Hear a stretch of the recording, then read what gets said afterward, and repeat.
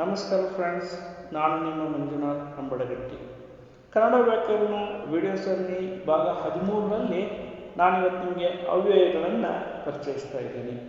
ಈ ಅವ್ಯಯ ಅಂತಕ್ಕಂತಹ ವ್ಯಾಕರಣ ಪರಿಕಲ್ಪನೆಯ ಮೊದಲನೇ ಕಲಿಕಾಂಶವಾಗಿ ಅವ್ಯಯ ಪದದ ಅರ್ಥವನ್ನು ಗಮನಿಸೋಣ. ಎರಡನೇ ಕಲಿಕಾಂಶವಾಗಿ ಅವ್ಯಯ ಪರಿಕಲ್ಪನೆಯ ವ್ಯಾಖ್ಯಾನ ಮತ್ತು ಅದರ ವಿವರಣೆಯನ್ನು ನೋಡೋಣ.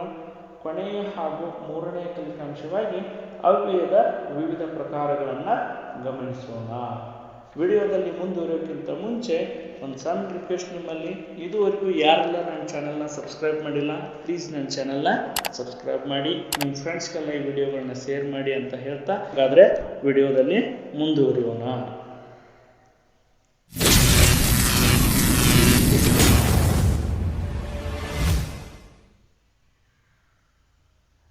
ಅವ್ಯಯ.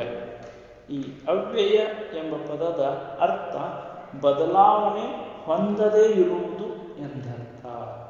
ಈ ಅವ್ಯಯ ಪದವನ್ನು ನಾವು ಅರ್ಥೈಸಬೇಕಾದ್ರೆ ಅದಕ್ಕೆ ವಿರುದ್ಧ ಅರ್ಥ ಹೊಂದಿರುವಂತಹ ವ್ಯಯ ಅನ್ನುವಂತಹ ಪದವನ್ನು ಕೂಡ ಅರ್ಥೈಸಬೇಕು.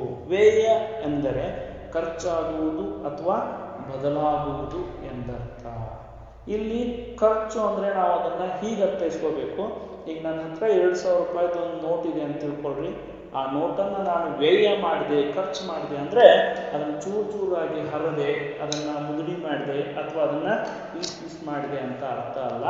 ನನ್ನ ಕೈಯಿಂದ ಇನ್ನೊಂದು ಕೈಗೆ ಅದನ್ನು ಬದಲಾಯಿಸಿದೆ. ಹೀಗೆ ಬದಲಾವಣೆ ಹೊಂದುವುದನ್ನು ವ್ಯಯ ಅನ್ನೋದಾದರೆ, ಅದನ್ನು ಬದಲಾವಣೆ ಹೊಂದದೇ ಇರುವುದನ್ನು ಅವ್ಯಯ ಅಂತ ಹೇಳ್ತೀವಿ. ಹಾಗೆಯೇ ಅದನ್ನು ನಾವು ನಮ್ಮ ವ್ಯಾಕರಣ ಪರಿಕಲ್ಪನೆಗೆ ಅರ್ಥೈಸೋಕೆ ನೋಡಿಕೊಂಡ್ರೆ ಹೇಗೆ ಅರ್ಥ ಆಗುತ್ತೆ ಅಂದರೆ, ಯಾವ ಪದಗಳು ಕಾಲ, ಲಿಂಗ, ವಚನ, ವಿಭಕ್ತಿ ಪ್ರತ್ಯಯಗಳಿಂದ ತಮ್ಮ ರೂಪವನ್ನು ಬದಲಾಯಿಸಿಕೊಳ್ಳುವುದಿಲ್ಲವೋ, ಅಂದರೆ ಅಕ್ಷರಗಳನ್ನು ಬದಲಾಯಿಸಿಕೊಳ್ಳುವುದಿಲ್ಲವೋ ಅಂತಹ ಪದಗಳನ್ನು ನಾವೇನಂತ ಕರಿತೀವಿ? ಅವ್ಯಯಗಳು ಅಂತ ಕರಿತೀವಿ. ವ್ಯಾಖ್ಯಾನ ಮತ್ತು ಒಂದಷ್ಟು ಉದಾಹರಣೆಗಳನ್ನು ನೋಡಿದರೆ ಇದರ ಬಗ್ಗೆ ನಿಮಗೆ ಹೆಚ್ಚು ಪರಿಕಲ್ಪನೆ ಅರ್ಥ ಆಗುತ್ತೆ. ಒಂದು ಉದಾಹರಣೆ ನೋಡಿ. ಶಾಲೆ ಅಂತ ಒಂದು ನಾಮ ಪ್ರಕೃತಿ ಇದೆ. ಈ ನಾಮ ಪ್ರಕೃತಿಗೆ ನಾನು ವಿಭಕ್ತಿ ಪ್ರತ್ಯಯಗಳನ್ನು ಪ್ರಯೋಗಿಸಿದೆ ಅಂದರೆ ಅದು ಹೇಗೆ ವ್ಯಯ ಆಗುತ್ತೆ, ಅಂದರೆ ಬದಲಾವಣೆ ಹೊಂದುತ್ತೆ ಅನ್ನೋದನ್ನು ನೋಡಿ. ಶಾಲೆಯಿಂದ ಶಾಲೆಯಲ್ಲಿ, ಶಾಲೆಗೆ ಅಂದರೆ ವಿಭಕ್ತಿ ಪ್ರತ್ಯಯಗಳನ್ನು ಅದಕ್ಕೆ ಪ್ರಯೋಗಿಸಿದಾಗ ಶಾಲೆಯಿಂದ ತೃತೀಯ ವಿಭಕ್ತಿ, ಶಾಲೆಯಲ್ಲಿ ಸಪ್ತಮಿ ವಿಭಕ್ತಿ, ಶಾಲೆಗೆ ನೋಡಿ ಚತುರ್ಥಿ ವಿಭಕ್ತಿ. ಹೀಗೆ ವ್ಯಯವಾಯಿತು, ಬದಲಾವಣೆಯನ್ನು ಹೊಂದಿತು. ಹಾಗಾದರೆ ಇದು ಅವ್ಯಯ ಪದ ಅಲ್ಲ. ಈಗ ನೋಡಿ, ನಾವೀಗ ಅವ್ಯಯಕ್ಕೆ ಉದಾಹರಣೆಯಾಗಿ ಈ ಲಿಂಗಗಳನ್ನು ಕೂಡ ನೋಡ್ತೀವಿ. ಅವು ಕೂಡ ಲಿಂಗಗಳು ಪ್ರಯೋಗ ಆದಾಗಲೂ ಕೂಡ ಆ ಪದ ಬದಲಾವಣೆಯನ್ನು ಹೊಂದಿದರೆ ಅದು ಅವ್ಯಯ ಅಲ್ಲ. ನೋಡಿ, ಅವನು, ಅವಳು, ಅವರು ಇವು ಕೂಡ ಅವ್ಯಯಗಳಿಗೆ ಉದಾಹರಣೆ ಆಗುವುದಿಲ್ಲ. ಯಾಕಂದರೆ ಅವನು ಅಂದರೆ ಪುಲ್ಲಿಂಗ, ಅವಳು ಅಂದರೆ ಸ್ತ್ರೀಲಿಂಗ, ಅವರು ಅಂದರೆ ಅದು ಬಹುವಚನ. ಅಲ್ಲಿ ಪುಲ್ಲಿಂಗನವರು ಇರ್ಬೋದು, ಸ್ತ್ರೀಲಿಂಗನೂ ಇರ್ಬೋದು. ಈ ಪದಗಳು ಕೂಡ ಅವ್ಯಯಕ್ಕೆ ಉದಾಹರಣೆಗಳಾಗಲ್ಲ. ನೋಡ್ರಿ, ಇಲ್ಲಿ ವಿಭಕ್ತಿ, ಲಿಂಗ, ಇನ್ನು ಕಾಲ ಮತ್ತು ಆಖ್ಯಾತ ಪ್ರತ್ಯಯಗಳಿಂದ, ಲಿಂಗಗಳಿಂದ ಅದು ಕೂಡ ಬದಲಾವಣೆ ಹೊಂದಿದರೆ ಅದನ್ನು ಅವ್ಯಯ ಅಂತ ಹೇಳುವುದಿಲ್ಲ. ಉದಾಹರಣೆಗೆ ಮಾಡು ಅನ್ನುವಂಥ ಒಂದು ಧಾತುವನ್ನು ತಗೋತೀನಿ. ಅದಕ್ಕೆ ಕಾಲ ಮತ್ತು ಆಖ್ಯಾತ ಪ್ರತ್ಯಯ ಮತ್ತು ಲಿಂಗಗಳನ್ನು ಪ್ರಯೋಗಿಸಿದಾಗ ಬದಲಾವಣೆ ಹೊಂದ್ತದೆ. ನೋಡಿ, ಮಾಡುತ್ತಾನೆ ಇದು ವರ್ತಮಾನ ಕಾಲ ಪುಲ್ಲಿಂಗ ರೂಪದಲ್ಲಿದೆ. ಹಾಗೆಯೇ ಮಾಡಿದರು ಭೂತಕಾಲದಲ್ಲಿದೆ. ಮಾಡುವಳು ಇದು ಭವಿಷ್ಯತ್ ಕಾಲದಲ್ಲಿದೆ. ಹೀಗೆ ಲಿಂಗ, ವಚನ, ವಿಭಕ್ತಿ ಮತ್ತು ಕಾಲಗಳಲ್ಲಿ ಯಾವ ಪದ ತನ್ನ ರೂಪವನ್ನು ಬದಲಾಯಿಸ್ಕೊಳ್ತದನೋ ಅದನ್ನು ನಾವು ಅವ್ಯಯ ಪದ ಅಂತ ಕರೆಯುವುದಿಲ್ಲ. ಇವು ಇಷ್ಟರಲ್ಲೂ ಕೂಡ ಬಳಕೆಯಾಗಿರುವ ಪದ ಬದಲಾವಣೆಯನ್ನು ಹೊಂದದೇ ಇದ್ದರೆ ಅದನ್ನು ನಾವು ಅವ್ಯಯ ಅಂತ ಕರಿತೀವಿ. ಅದಕ್ಕೂ ಒಂದಷ್ಟು ಉದಾಹರಣೆಗಳನ್ನು ನೋಡಿ ನಿಮಗೆ ಪೂರ್ತಿಯಾಗಿ ಮನದಟ್ಟಾಗುತ್ತೆ. ಇದುವರೆಗೂ ನಾನು ಕೊಟ್ಟಿರುವಂಥ ಉದಾಹರಣೆಗಳೆಲ್ಲವೂ ವ್ಯಯ ಪದಗಳು, ಬದಲಾವಣೆ ಹೊಂದಿದ ಪದಗಳು. ನೋಡ್ರಿ, ಒಂದಷ್ಟು ಉದಾಹರಣೆ ಕೊಡ್ತೀನಿ. ಅದ್ವಿಕ್ ಚೆನ್ನಾಗಿ ಹಾಡುತ್ತಾನೆ, ಅಪೇಕ್ಷಾ ಚೆನ್ನಾಗಿ ಹಾಡಿದಳು, ಅದು ಚೆನ್ನಾಗಿ ಹಾಡಬಹುದು, ಅಮೋಘನಿಂದ ಚೆನ್ನಾಗಿ ಹಾಡಿಸಿದರು, ಅವರು ಚೆನ್ನಾಗಿ ಹಾಡಿದರು. ಇದರಲ್ಲಿ ಸುಮಾರಷ್ಟು ಪದಗಳು ಬಳಕೆಯಾಗಿದ್ದಾವೆ. ಇವುಗಳಲ್ಲೇ ಅವ್ಯಯ ಪದನೂ ಕೂಡ ಬಳಕೆಯಾಗಿದೆ. ಅವ್ಯಯ ಪದ ಯಾವುದು ಅಂದರೆ ಚೆನ್ನಾಗಿ. ಅದಕ್ಕಿಂತ ಮುಂಚೆ ವಿವರಣೆ ನೋಡ್ರಿ. ಇಲ್ಲಿ ಅದ್ವಿಕ್, ಅಪೇಕ್ಷಾ, ಅದು, ಅಮೋಘನಿಂದ ಮತ್ತು ಅವರು ಪದಗಳು ಲಿಂಗ, ವಚನ, ವಿಭಕ್ತಿಗಳಿಗೆ ಅನುಗುಣವಾಗಿ ರೂಪಭೇದ ಹೊಂದಿವೆ. ನೋಡ್ರಿ, ಅದ್ವಿಕ್ ಇದು ಪುಲ್ಲಿಂಗ, ಅಪೇಕ್ಷಾ ಸ್ತ್ರೀಲಿಂಗ, ಅದು ಸರ್ವನಾಮ, ಅಮೋಘನಿಂದ ಪುಲ್ಲಿಂಗ ತೃತೀಯ ವಿಭಕ್ತಿಯನ್ನು ಹೊಂದಿದೆ, ಅವರು ಬಹುವಚನದಲ್ಲಿದೆ. ಇವೆಲ್ಲವೂ ಕೂಡ ಬದಲಾವಣೆಯನ್ನು ಹೊಂದಿದ್ದಾವೆ. ಇವು ಅವ್ಯಯ ಪದಗಳಲ್ಲ. ಇಲ್ಲಿ ಹಾಡು ಎಂಬ ಪದವು ವಿವಿಧ ಕಾಲಗಳಿಗೆ ಅನುಗುಣವಾಗಿ ರೂಪಭೇದವನ್ನು ಹೊಂದಿದೆ. ಹಾಡುತ್ತಾನೆ ವರ್ತಮಾನ ಕಾಲ, ಹಾಡಿದಳು ಭೂತಕಾಲ, ಹಾಡಬಹುದು ಭವಿಷ್ಯತ್ಕಾಲ, ಹಾಡಿಸಿದರು ಇದು ಭೂತಕಾಲ, ಹಾಡಿದರು ಭೂತಕಾಲ. ಆದ್ರೆ ಕೊನೆಗೆ ತಾನೆ, ಆನೆ, ಅಳು ಇವೆಲ್ಲನೂ ಪುಲ್ಲಿಂಗ. ಹೀಗೆ ಕಾಲ, ಲಿಂಗ, ವಚನ, ವಿಭಕ್ತಿಗಳಿಂದಲೂ ಕೂಡ ಅಂದರೆ ಪ್ರತ್ಯಯಗಳಿಂದಲೂ ಕೂಡ ಇದು ಬದಲಾವಣೆಯನ್ನು ಹೊಂದಿದೆ. ಹೀಗಾಗಿ ಇದು ಕೂಡ ಅವ್ಯಯ ಪದಗಳಲ್ಲ. ಇನ್ನು ಅವ್ಯಯ ಪದಗಳು ಯಾವುವು ಅಂದರೆ ಮಧ್ಯದಲ್ಲಿದೆ ನೋಡಿ, ಚೆನ್ನಾಗಿ. ಯಾವುದೇ ವಾಕ್ಯದಲ್ಲಿ ಬಳಸಿದ್ರು ಕೂಡ ಆ ಪದ ಏನಾಗಿಲ್ಲ, ಬದಲಾವಣೆಯನ್ನು ಹೊಂದಿಲ್ಲ. ಈ ವಾಕ್ಯಗಳಲ್ಲಿ ಚೆನ್ನಾಗಿ ಎಂಬ ಪದವು ಲಿಂಗ, ವಚನ, ವಿಭಕ್ತಿ ಮತ್ತು ಕಾಲಗಳಿಗೆ ಅನುಗುಣವಾಗಿ ರೂಪಭೇದವನ್ನು ಹೊಂದಿಲ್ಲ. ಹೀಗಾಗಿ ಚೆನ್ನಾಗಿ ಎನ್ನುವಂತಹ ಪದವೇ ಇಲ್ಲಿ ಅವ್ಯಯ ಪದಕ್ಕೆ ಉದಾಹರಣೆ ಆಗಿದೆ. ಹಾಗಾದರೆ ಇಂತಹ ಪದಗಳನ್ನು ನಾವು ವಾಕ್ಯಗಳಲ್ಲಿ ಸಾಕಷ್ಟು ಬಳಸ್ತೀವಿ. ಆ ಎಲ್ಲ ಪದಗಳನ್ನು ಸಂಗ್ರಹಿಸಿ ಅವುಗಳ ಅರ್ಥ ಹಾಗೂ ಸ್ವರೂಪಕ್ಕೆ ಅನುಗುಣವಾಗಿ ಅವುಗಳನ್ನು ಆಧರಿಸಿ ಅವ್ಯಯಗಳನ್ನು 6 ಪ್ರಕಾರಗಳಾಗಿ ವಿಂಗಡಿಸಲಾಗಿದೆ. ಮೊದಲನೇದು ಸಾಮಾನ್ಯ ಅವ್ಯಯ, ಎರಡನೇದು ಅನುಕರಣಾವ್ಯಯ, 3 ಭಾವಸೂಚಕಾವ್ಯಯ, 4ನೇದು ಸಂಬಂಧ ಸೂಚಕಾವ್ಯಯ ಅಥವಾ ಸಂಬಂಧಾರ್ಥಕಾವ್ಯಯ, 5ನೇದು ಕ್ರಿಯಾರ್ಥಕಾವ್ಯಯ, 6ನೇದು ಅವಧಾರಣಾರ್ಥಕಾವ್ಯಯ. ಇವುಗಳ ಜೊತೆಗೆ ಒಂದು ವಿಶೇಷಾಂಶ, ಕೃದಂತಾವ್ಯಯ ಮತ್ತು ತದ್ಧಿತಾಂತವ್ಯಯಗಳನ್ನು ಸಹ ಈ ಅವ್ಯಯದ ಪ್ರಕಾರಗಳೇ. ಆದರೆ ಅವುಗಳನ್ನು ನಾವು ತದ್ಧಿತ ಮತ್ತು ಕೃದಂತ ಅನ್ನುವಂತಹ ಬಹುದೊಡ್ಡ ವ್ಯಾಕರಣ ಪರಿಕಲ್ಪನೆ ಅಡಿಗಳಲ್ಲಿ ಅಭ್ಯಾಸ ಮಾಡ್ತಾ ಇರೋದ್ರಿಂದ ಈ ಅವ್ಯಯದಿಂದ ಅವುಗಳನ್ನು ಬೇರ್ಪಡಿಸಿ ಅಭ್ಯಸಿಸ್ತಾ ಇದ್ದೇವೆ. ಆದರೂ ಸಹ ಅವೆರಡೂ ಕೂಡ ಇದರ ಪ್ರಕಾರಗಳೇ. ಒಟ್ಟು ಅವ್ಯಯದಲ್ಲಿ 8 ಪ್ರಕಾರಗಳು ಅಂತ ನಾವು ಹೇಳಬಹುದು. ಅದರಲ್ಲಿ ಮೊದಲನೇ ಪ್ರಕಾರ ಗಮನಿಸಿ, ಸಾಮಾನ್ಯ ಅವ್ಯಯ. ಹೆಸರೇ ಹೇಳ್ತದೆ, ಸಾಮಾನ್ಯವಾಗಿ ಸರ್ವೇ ಸಾಮಾನ್ಯವಾಗಿ ಬಳಸುವಂತಹ ಅವ್ಯಯಗಳು. ಇವು ಹೆಂಗಿರ್ತವೆ? ಸಾಮಾನ್ಯ ಅವ್ಯಯಗಳು ಹೆಂಗೆ ಗುರುತಿಸ್ತೀವಿ ಅಂದರೆ, ಯಾವುದಾದರೊಂದು ಕ್ರಿಯೆ ನಡೆದ ರೀತಿಯನ್ನ ಹೇಳುವಂತಹ ಅವ್ಯಯ ಪದಗಳೇ ಸಾಮಾನ್ಯ ಅವ್ಯಯಗಳು. ಒಂದು ಕ್ರಿಯೆ ನಡೆದಿರ್ತದ, ಒಂದು ವಾಕ್ಯ ಮಾಡಿರ್ತೀವಿ, ಆ ಕ್ರಿಯೆಯಲ್ಲಿ ಆ ಕ್ರಿಯೆ ಹೆಂಗೆ ನಡೀತು ಅನ್ನುವಂತಹ ಅದರ ಕ್ರಿಯೆಯ ವಿಶೇಷತೆಯನ್ನ ಹೇಳೋದ್ರಿಂದನೇ ಇದನ್ನ ಸಾಮಾನ್ಯ ಅವ್ಯಯ ಅಂತ ಕರಿತೀವಿ. ಉದಾಹರಣೆ ನೋಡಿ, ಸುತ್ತಲೂ, ಸುಮ್ಮನೆ, ನೆಟ್ಟಗೆ, ಬೇಗನೆ, ಸೊಗಸಾಗಿ, ಕೂಡಲೇ, ಮೆಲ್ಲಗೆ, ಬೇಗನೆ, ತಟ್ಟನೆ, ಒಡನೆ, ಅವಸರವಾಗಿ, ನಿಧಾನವಾಗಿ ಇತ್ಯಾದಿ ಪದಗಳೆಲ್ಲವೂ ಕೂಡ ಸಾಮಾನ್ಯ ಅವ್ಯಯಗಳಿಗೆ ಉದಾಹರಣೆಗಳು. ಇವು ಹೆಂಗೆ ಸಾಮಾನ್ಯ ಅವ್ಯಯಗಳಿಗೆ ಉದಾಹರಣೆ ಆಗ್ತವೆ? ಇವು ಹೆಂಗೆ ಕ್ರಿಯೆಯ ವಿಶೇಷತೆ ಅನ್ನೋದ್ರೆ ಕ್ರಿಯೆ ನಡೆದ ರೀತಿಯನ್ನು ಹೆಂಗೆ ಹೇಳ್ತವೆ ಅನ್ನೋದಕ್ಕೆ ಒಂದಷ್ಟು ಉದಾಹರಣೆ ನೋಡಿ. ಯೋಧರು ಸುತ್ತಲೂ ಹುಡುಕಾಡಿದರು.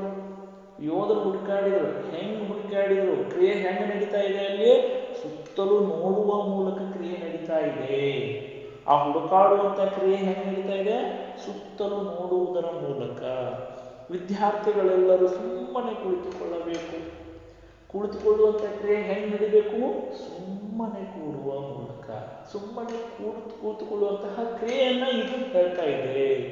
ಸಸಿಗಳನ್ನು ನೆಟ್ಟಗೆ ನೆಡಲಾಗಿದೆ. ನೆಡುವಂಥ ಕ್ರಿಯೆ ನೆಟ್ಟಗೆ. ಮಡಿಕೆಗಳನ್ನು ಸೊಗಸಾಗಿ ಮಾಡಬಹುದು. ರಮೇಶನಿಗೆ ತಟ್ಟನೆ ಉಪಾಯ ಹೊಳೆಯಿತು. ಉಪಾಯ ಬಂತು, ಆ ಕ್ರಿಯೆ ಆಯಿತು. ಹೆಂಗೆ? ತಟ್ಟನೆ. ಇಲ್ಲಿ ಸುತ್ತಲೂ, ಸುಮ್ಮನೆ, ನೆಟ್ಟಗೆ, ಸೊಗಸಾಗಿ, ತಟ್ಟನೆ ಇವು ಸಾಮಾನ್ಯ ಅವ್ಯಯಗಳು. ಇವು ಕ್ರಿಯೆ ನಡೆದ ರೀತಿಯನ್ನ ಹೇಳ್ತಾ ಇದ್ದಾವೆ. ಹೀಗಾಗಿಯೇ ಸಾಮಾನ್ಯ ಅವ್ಯಯಗಳು ಕ್ರಿಯೆ ನಡೆದ ರೀತಿಯನ್ನು ಹೇಳುವುದರಿಂದ ಇವುಗಳನ್ನು ಕ್ರಿಯಾ ವಿಶೇಷಣಗಳು ಎಂದು ಹೇಳುವರು. ನೋಡಿ, ಇಂಪಾರ್ಟೆಂಟ್. ಕ್ರಿಯಾ ವಿಶೇಷಣಗಳಂದ್ರೆ ಸಾಮಾನ್ಯ ಅವ್ಯಯಗಳು ಅಂತ ನೀವು ಗುರುತಿಸ್ಕೋಬೇಕು. ಕ್ರಿಯೆ ಹೆಂಗ್ ಆತು ಅನ್ನೋದನ್ನ ಅವು ಹೇಳ್ತಾವೆ. ಆ ಕ್ರಿಯೆಯ ವಿಶೇಷತೆ ಈಗ ನಾಮ ವಿಶೇಷಣ ಹೇಳಿದೆ ನಿಮಗೆ. ಜಾಣ ಹುಡುಗ, ಕೆಂಪಾದ ಗುಲಾಬಿ. ಅಲ್ಲಿ ನಾಮಪದದ ಗುಣ ವಿಶೇಷತೆಯನ್ನ ಹಿಂದಿನ ಪದಗಳು ಇವು ಹೇಳ್ತಾ ಇರೋದ್ರಿಂದ ಜಾಣ, ಕೆಂಪು ಇವೆಲ್ಲ ನಾಮ ಪ್ರಕೃತಿಯ ವಿಶೇಷತೆಯನ್ನು ಹೇಳ್ತಾ ಇರೋದ್ರಿಂದ ನಾಮ ವಿಶೇಷಣ. ಇಲ್ಲಿ ಕ್ರಿಯಾಪದದ ವಿಶೇಷತೆಯನ್ನು ಇವು ಹೇಳೋದ್ರಿಂದ ಕ್ರಿಯಾ ವಿಶೇಷಣಗಳು. ಸಾಮಾನ್ಯ ಅವ್ಯಯಗಳಂದ್ರೆ ಕ್ರಿಯಾ ವಿಶೇಷಣಗಳು ಅನ್ನೋದನ್ನು ನೀವಿಲ್ಲಿ ಗಮನಿಸಬೇಕು. ಇನ್ನ ಅವ್ಯಯದ ಎರಡನೇ ಪ್ರಕಾರ ಅಂದ್ರೆ ಅನುಕರಣ ಅವ್ಯಯ. ಹೆಸರು ಹೇಳ್ತಾ ಇದೆ, ಅನುಕರಣ ಅಧಿಕ ಅವ್ಯಯ, ಅನುಕರಣಾವ್ಯಯ. ಅರ್ಥವಿಲ್ಲದ ಧ್ವನಿ ವಿಶೇಷಗಳನ್ನ ತಾನು ಕೇಳಿದಂತೆಯೇ ಪುನಃ ಅನುಕರಿಸಿ ಹೇಳುವ ಪದಗಳೆಲ್ಲವೂ ಅನುಕರಣಾವ್ಯಯಗಳು. ಉದಾಹರಣೆ ನೋಡ್ರಿ, ಜುಳು ಜುಳು, ಡನ ಡನ, ರೊಯ್ಯನೆ, ಚಟ ಚಟ, ಪಟ ಪಟ, ರಪ ರಪ, ಚ್ಯೂ ಚ್ಯೂ, ಉಸ್, ಪಟಾ, ಧಬ ಧಬ ಇತ್ಯಾದಿ. ವಾಕ್ಯಗಳನ್ನು ಪ್ರಯೋಗಿಸಿ ನೋಡ್ರಿ, ಎಲ್ಲರೂ ಹೆಂಗಿರ್ತಾವೆ ನೋಡಿ. ಶಾಲೆಯ ಗಂಟೆಯು ಡನ ಡನ ಭಾವಿಸಿತು. ನೋಡಿ, ಶಾಲೆಯ ಗಂಟೆ ಢನ ಢನ ಭಾವಿಸಿತು. ಢನ ಢನ ಅಂದ್ರೆ ಏನು? ಶಾಲೆ ಗಂಟೆಗೆ ಸರ. ಆ ಶಬ್ದವನ್ನ ನಾವು ಆ ಧ್ವನಿಯನ್ನ, ಆ ವಿಶೇಷವಾಗಿರುವ ಧ್ವನಿಯನ್ನ ಹೆಂಗೆ ಕೇಳಿರ್ತೀವೋ ಹಂಗೆ ಪುನರುಚ್ಚರಿಸ್ತೀವಿ. ಆದರೆ ಅದಕ್ಕೆ ಅರ್ಥವಿರುವುದಿಲ್ಲ. ಅರ್ಥವಿಲ್ಲದ ವಿಶೇಷವಾಗಿರುವ ಧ್ವನಿಯನ್ನ ಹೆಂಗೆ ಕೇಳಿರ್ತೀವೋ ಹಂಗೆ ನಾವು ಅದನ್ನ ಪುನರುಚ್ಚರಿಸಿದ್ರೆ ಅದು ಅನುಕರಣಾವ್ಯಯ. ನೋಡಿ, ಗುಬ್ಬಿಗಳೆಲ್ಲವೂ ಬೆಳಗ್ಗೆ ಚಿವ್ ಚಿವ್ ಚಿವ್ ಎಂದು ಕೂಗುತ್ತಿದ್ದರೆ ಕೇಳುವವರ ಮನ ತುಂಬಿ ಬರುತ್ತದೆ ಅಂತ ಹೇಳ್ತೀವಿ. ಚಿವ್ ಚಿವ್ ಚಿವ್ ಅದೇನು ಅಂದ್ರೆ ಗುಬ್ಬಿ ಒದರೋ ಶಬ್ದ ಅಂತೀವಿ, ಅದರ ಸೌಂಡು ಅಂತೀವಿ, ಅದರ ಧ್ವನಿ ಅಂತೀವಿ. ಹಂಗೆ ನೋಡಿ, ನೀರು ಜುಳು ಜುಳು ಹರಿಯುತ್ತದೆ. ಎಲ್ಲೋ ಯಾವಾಗಲೂ ಕೇಳಿರ್ತೀವಿ, ಅದನ್ನ ಆಲಿಸಿರ್ತೀವಿ. ಅದರ ಬಗ್ಗೆ ವಿವರಣೆ ಕೊಡಬೇಕಾದ ಸಂದರ್ಭದಲ್ಲಿ ನಾವೇನ್ ಮಾಡ್ತೀವಿ, ಅವುಗಳನ್ನ ನಮ್ಮ ವಾಕ್ಯದಲ್ಲಿ ಬಳಸ್ತೀವಿ. ಅರ್ಥವಿರುವುದಿಲ್ಲ. ಶಿಕ್ಷಕರು ವಿದ್ಯಾರ್ಥಿಗಳ ಕೆನ್ನೆಗೆ ಪಟಾರ್ ಎಂದು ಹೊಡೆದಾಗ ಬಂದಿರೋ ಸಪ್ಪಳ, ಆ ಸಪ್ಪಳವನ್ನು ಅನುಕರಿಸಿ ಹೇಳ್ತೀವಿ. ಹೀಗೆ ಅರ್ಥವಿರುವುದಿಲ್ಲ, ಆದರೆ ಆ ಧ್ವನಿ ವಿಶೇಷವಾಗಿರ್ತದ, ಅದನ್ನ ಹಂಗೆ ಪುನರುಚ್ಚರಿಸ್ತೀವಲ್ಲ ವಾಕ್ಯಗಳಲ್ಲಿ ನಾವು, ಅದನ್ನ ಅನುಕರಣಾವ್ಯಯ ಅಂತ ಕರೆಯುತ್ತೇವೆ. ಇಲ್ಲಿ ನೀವು ಗಮನಿಸಬೇಕು, ಜುಳು ಜುಳು, ಡನ ಡನ ಪದ ಒಂದೇ ಪದ ಎರಡು ಸರ್ತಿ ಬಳಕೆಯಾಗಿದೆ. ಇದು ದ್ವಿರುಕ್ತಿಗೆ ಉದಾಹರಣೆ ಏನ್ರಿ? ಕ್ರಿಯೆಯಲ್ಲಿ ಉಂಟಾಗಿರ್ತಕ್ಕಂಥ ಈ ಶಬ್ದಗಳನ್ನ ನಾವು ಹೆಂಗೆ ಕೇಳಿರ್ತೀವಿ ಹಂಗೆ ಎರಡು ಸರ್ತಿ ಬಳಸ್ತಾ ಇದ್ದೀವಿ. ಇದು ದ್ವಿರುಕ್ತಿಗೆ ಉದಾಹರಣೆ ಏನ್ರಿ? ಅಲ್ಲ. ಅಲ್ಲಿ ಅರ್ಥ ಸಹಿತವಾಗಿರುವ ಪದಗಳನ್ನ ಎರಡು ಸರಿ ಬಳಸ್ತೀವಿ, ಅದು ದ್ವಿರುಕ್ತಿಗೆ ಉದಾಹರಣೆ. ಇಲ್ಲಿ ಅರ್ಥರಹಿತವಾಗಿರ್ತದ, ಅರ್ಥವೇ ಇರುವುದಿಲ್ಲ ಅಂತಹ ಶಬ್ದವನ್ನ ನಾವಿಲ್ಲಿ ಬಳಸ್ತಾ ಇದ್ದೀವಿ. ಹೀಗಾಗಿ ಇದು ಅನುಕರಣಾವ್ಯಯ. ಬಹಳ ಸಿಂಪಲ್ ಆಗಿ ಹೇಳ್ಬೇಕಂದ್ರೆ, ಸೃಷ್ಟಿಯಲ್ಲಿ ಉಂಟಾದಂತಹ ಕ್ರಿಯೆಯಿಂದ ಉಂಟಾದ ವಿಶೇಷ ಸತ್ಫಲಗಳೆಲ್ಲವೂ, ಶಬ್ದಗಳೆಲ್ಲವೂ, ಧ್ವನಿಗಳೆಲ್ಲವೂ ಅನುಕರಣಾವ್ಯಯಗಳು. ಮೇಲಿಂದ ಒಂದು ನೀವು ಬಕೆಟ್ ಚೆಲ್ರಿ, ಬಿದ್ದ ತಕ್ಷಣ ಟಬಲ್ ಅಂತದ, ಅದು ಅನುಕರಣಾವ್ಯಯ. ಒಬ್ಬನ ಕೆನ್ನೆಗೆ ಹೊಡೀರಿ, ಅದರಿಂದ ಸಪ್ಪಳ ಬರ್ತದ, ಅದು ಅನುಕರಣಾವ್ಯಯ. ಓಡ್ ಹೋಗ್ಬೇಕಾದ್ರೆ ಜರ್ಕೊಂಡು ರಪ್ ಅಂತ ಬೀಳ್ತೀರಿ, ಆ ಸಪ್ಪಳ ರಪ್ ಅನ್ನೋದು ಅನುಕರಣಾವ್ಯಯ. ತಿನ್ನುವಾಗ ಪಚಕ್ ಪಚಕ್ ಪಚಕ್ ಅಂತ ಸಪ್ಪಳ ಮಾಡ್ತಾ ಇದ್ರೆ, ತಿನ್ನುವಾಗ ಯಾಕೆ ಪಚಕ್ ಪಚಕ್ ಅನ್ನತಿ, ಸೊಕಾಸು ಅಂತ ಪಚಕ್ ಪಚಕ್ ಅನುಕರಣವೇ. ಅದಕ್ಕೆ ಭಾಳ ಸಿಂಪಲ್ ಆಗಿ ಹೇಳೋದೆಂದು, ಕ್ರಿಯೆಯಲ್ಲಿ ಉಂಟಾಗಿರುವ ಅರ್ಥರಹಿತ ಧ್ವನಿಗಳನ್ನ ಅನುಕರಣಾವ್ಯಯಗಳು ಎಂದು ಹೇಳುತ್ತೇವೆ. ಇಷ್ಟೇ ಇದರದ ವಿಶ್ಲೇಷಣೆ, ಬಹಳ ಸಿಂಪಲ್ ಆಗಿದೆ. ಇನ್ನು ಅವ್ಯಯದ ಮೂರನೇ ಪ್ರಕಾರ ಅಂದ್ರೆ ಭಾವಸೂಚಕ ಅವ್ಯಯ. ಹೆಸರೇ ಹೇಳ್ತಾ ಇದೆ, ಭಾವನೆಗಳನ್ನ ಸೂಚಿಸುವ ಅವ್ಯಯ ಪದಗಳು. ಮನಸ್ಸಿನಲ್ಲಿ ಉಂಟಾದ ಭಾವನೆಗಳನ್ನು ವ್ಯಕ್ತಪಡಿಸಲು ಬಳಸುವ ಅರ್ಥರಹಿತ ಪದಗಳೇ ಅವ್ಯಯಗಳು. ಎಂಥವು? ಭಾವಸೂಚಕ ಅವ್ಯಯಗಳು ಅಂತ ಅರ್ಥ. ಮನಸ್ಸಿನಲ್ಲಿ ಅಯ್ಯೋ, ನೋವು, ಸಂಕಟ, ಅರ್ಥವನ್ನು ಹೇಳ್ತಾರೆ. ಇದನ್ನು ಗುರುತಿಸೋದು ಬಹಳ ಈಸಿ. ಭಾವಸೂಚಕಾವ್ಯಯದ್ದು ಮುಂದ್ಗಡೆ ಪದಗಳ ಮುಂದ್ಗಡೆಗೆ ಭಾವಸೂಚಕ ಚಿಹ್ನೆಯನ್ನು ಬಳಸ್ತೀವಿ. ಉಲ್ಟಾ ಸೆಕೆಂಡ್ ಲೆಟರ್ಸ್ ಇಂಗ್ಲಿಷ್ ಲೆಟರ್ನ ಐ ಅಲ್ಲಿ ಬಳಸ್ತೀವಿ. ಅದನ್ನ ಆಹಾ, ವಾರೆ ವಾಹ್, ಶಭಾಷ್, ಭಲೆ, ಓಹೋ, ಛೆ, ತು, ಅಕಟಕಟ, ಯಲ, ಅಬ್ಬ,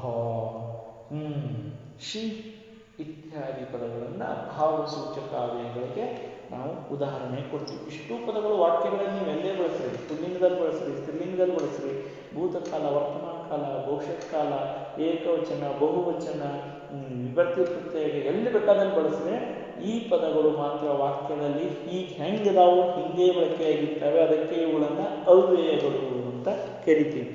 ಉದಾಹರಣೆ ನೋಡ್ರಿ, ಅಯ್ಯೋ ದೇವರೇ ನಮಗೆ ಇನ್ನಾರು ಗತಿ, ಅಬ್ಬಾ ಎಂತ ಹೊಡೆತ, ಶಬಾಷ್ ಮಗಳೇ ಚೆನ್ನಾಗಿ ಆಡು, ಭಲೆ ರಾಜಕುಮಾರ, ಭಲೆ ಭಲೆ. ನೋಡ್ರಿ, ಇವಿಷ್ಟು ಉದಾಹರಣೆಗಳು.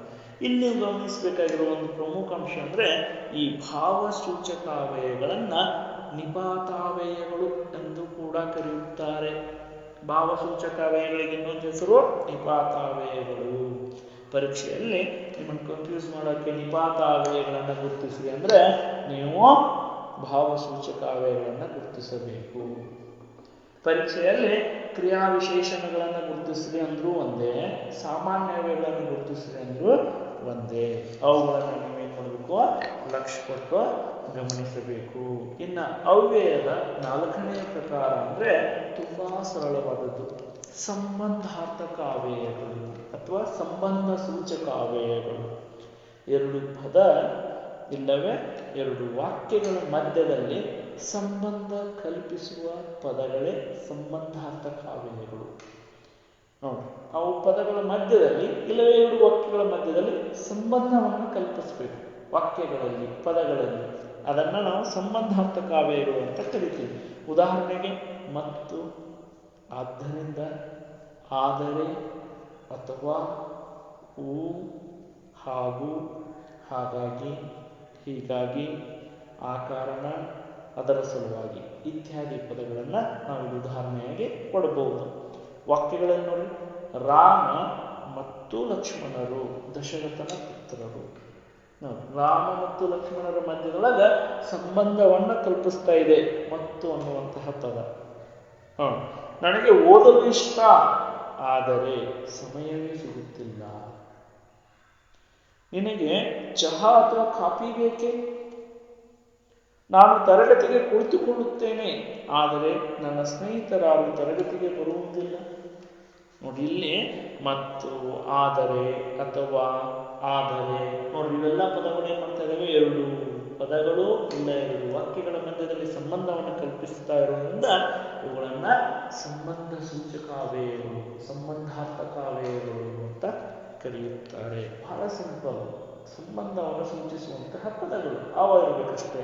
ಇನ್ನ 5ನೇದ್ದು ಬಹಳ ಇಂಟ್ರೆಸ್ಟಿಂಗ್ ಆಗಿರೋದು ಕ್ರಿಯಾರ್ಥಕ ಅವ್ಯಯಗಳು ಅಂತ.